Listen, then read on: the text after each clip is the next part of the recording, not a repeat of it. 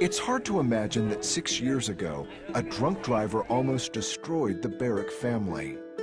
Earlier that day, their son Josh won a baseball tournament, and their daughter Jen sang in her first choir concert at their church. The family was on their way home when a speeding truck crossed over into their traffic lane. Less than a mile from our home, we were hit by a drunk driver who was going 80 miles an hour.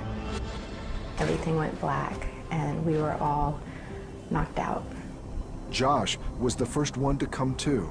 I remember smelling like burnt rubber and kind of gas. It was like an awful smell. Linda and her husband Andy were pinned in the front seats. She was the next to regain consciousness. I just wanted to hold my kids and hug them, and I could not reach them. I could not touch them. Josh and I just prayed, Lord Jesus, come to our rescue. Emergency workers later told them the wreck was catastrophic. The man who hit us, he hit us so hard his engine fell out in the middle of the road, and then his pickup truck went over top of our van. The EMTs rushed to save Jen. The energetic 15-year-old soccer player and straight-A student began the fight of her life. They got Jennifer out first because they knew she was the most injured, and that didn't take that long. They were just trying to get a pulse. They weren't sure she was alive. Jen was life-flighted to a trauma center, and her parents and brother were sent to different hospitals. In the midst of the chaos, word got out quickly for people to pray. At the time of the wreck, my husband, Andy, was the alumni director at Liberty University. Dr. Falwell put out a massive email to hundreds of thousands of Liberty alumni all over the world. News went out through the university I was with, and just for asking people to pray for healing for our family. Students and alumni responded and began praying around the clock. At first, the doctor said Jen wouldn't live through the night, and then if she lived through the night, she'd probably never wake up, and she'd be like a vegetative state. I just knew in my heart, in a mom's heart, that if Jen was going to live through that night, it was going to be the power of prayer. Jen lived, but lay in a coma for 5 long weeks. One by one, her family members were released from the hospital and gathered at her bedside every day to pray. Jen finally woke up. As we saw her emerge from the coma, the spiritual side was all intact, where everything else was broken. And this was a huge contrast, because you could be in a room hearing her pray to God, and she made total sense. But with such extensive brain injury, she had to relearn everything.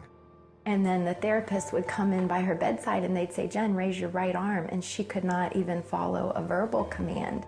Jen's battle was far from over. As Andy and Linda prayed for God to heal their daughter, they began to see improvements every day. At each stage, we just prayed and begged God to do more. We were begging God that she'd be able to talk clearly. We were begging God that she'd be able to walk. While Jen was in the hospital, Linda remembers finding Jen's prayer journals in her room.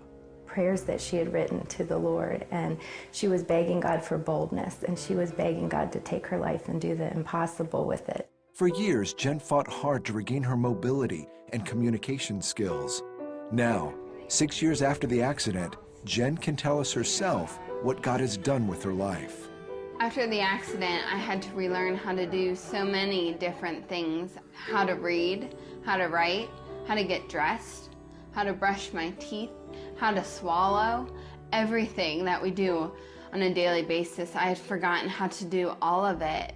But it was just so neat, because during this time, how the Lord really outpoured His Spirit on my life.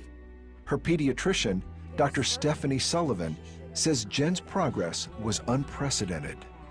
And she still continues to improve, which is extremely unusual in this kind of situation. So I see this as a miracle. I see it as a testimony of God's faith and His ability to do things that are remarkable. Even though Jen still has some short-term memory challenges, she's a sought-after speaker, telling her story in front of thousands. I'm amazed at how God can use a girl with a brain injury. The moment she gets in front of the cameras on TV, or the moment she gets on stage in front of an audience, God just speaks through her and it impacts people. To someone who is going through a hard time or has been through an accident, you know, I would tell them that if they want total and complete healing as well as strength, that can only be found in the Lord. He promises to meet you at the point of your need and to help carry you every day. You know, Jen has a joy that just, it's unexplainable. She loves people. She reaches out to hurting individuals. God has been so many different things to my family through this accident, but I think for me, He has just really been my stronghold.